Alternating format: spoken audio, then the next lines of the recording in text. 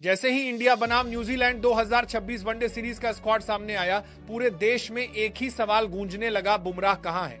वो बुमराह जिसने अकेले दम पर मैच जिताए, उसी बुमराह को बाहर कर दिया गया। लेकिन दोस्तों, आपको बता दें कि जसप्रीत बुमराह को इस स्क्वाड से बाहर जरूर रखा गया है, लेकिन यह बाहर करना किसी तरह की अनदेखी नहीं है, बल्कि एक साफ और सीधा मैसेज है कि वर्ल्ड कप से पहले बुमराह को पूरी तरह फिट और तरोताजा रखना प्राथमिकता है।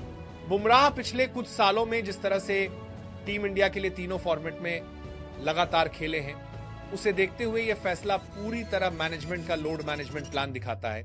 ये वही बुमराह हैं जिन पर बड़े मैचों में टीम इंडिया सबसे ज्यादा भरोसा करती है, और यही वजह है कि उन्हें इस सीरीज में रिस्क में नहीं डाला गया। रोहित शर्मा टीम में है, लेकिन कप्तान नहीं।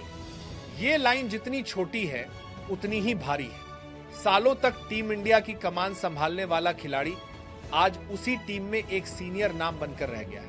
कप्तानी की जिम्मेदारी शुभमन गिल को दे दी गई, और यहीं से असली विवाद शुरू होता है, क्योंकि गिल को कप्तान बनाना सिर्फ एक क्रिकेटिंग फैसला नहीं लगता, ये एक पावर शिफ्ट जैसा महसूस होता है। सवाल उठता है कि क्या गिल ने इतना बड़ा अधिकार अपने प्रदर्शन से कमाया है, या फिर ये गौतम गंभीर और अजीत अगरकर की जिद का नतीजा है। गिल एक शानदार बल्लेबाज हो सकते हैं, इसमें कोई शक नहीं, लेकिन कप्तानी सिर्फ बल्ले से नहीं चलती।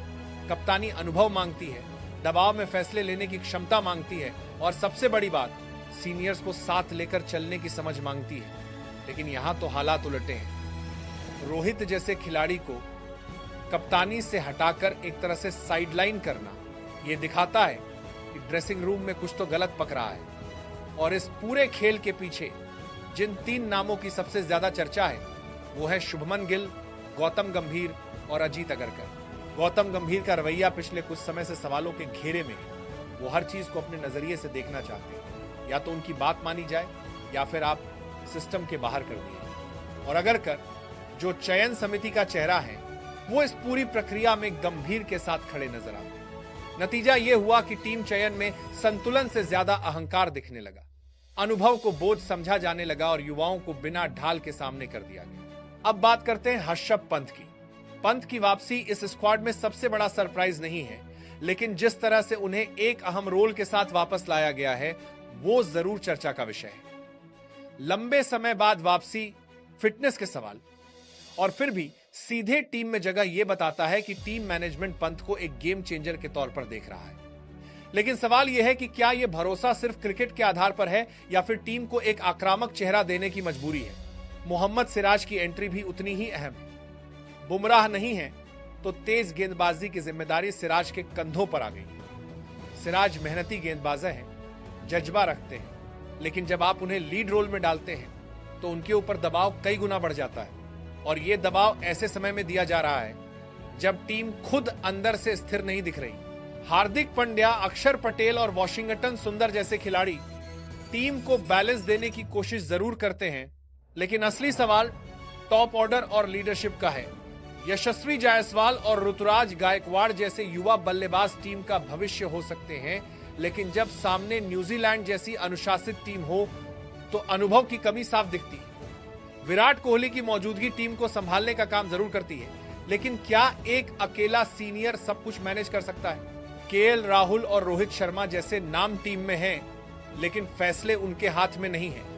ये वो स्थिति है जहां खिलाड़ी मैदान पर तो हैं, लेकिन रणनीति की चाबी किसी और के पास है। और यही चीज सबसे ज्यादा खतरनाक होती है, क्योंकि जब फैसले क्रिकेट से ज्यादा राजनीति से लिए जाएं, तब टीम धीरे धीरे टूटती है।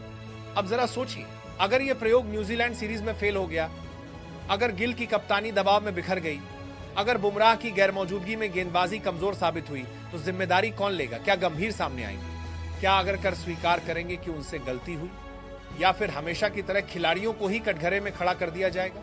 इस पूरी कहानी का सबसे बड़ा ट्विस्ट आखिर में आता है जब आप पूरी टीम को एक साथ देखते हैं। रोहित शर्मा, शुभमन गिल कप्तान, Ruturaj Gaikwad, Tilak Varma, Yashasvi Jaiswal, Virat Kohli, KL Rahul, Rishabh Pant wicket keeper, Axar Patel, Hardik Pandya, Washington सुंदर, अर्शदीप सिंह, हर्षित राणा, कुलदीप यादव और मोहम्मद सिराज।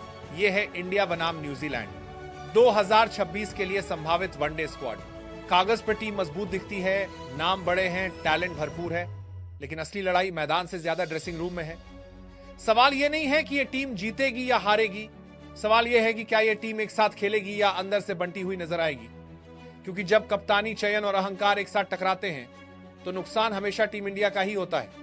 वीडियो पसंद आया तो लाइक और चैनल को सब्सक्राइब करें, क्योंकि आपका सब्सक्राइब ही हमारी ऊर्जा है। जय हिंद, जय भारत।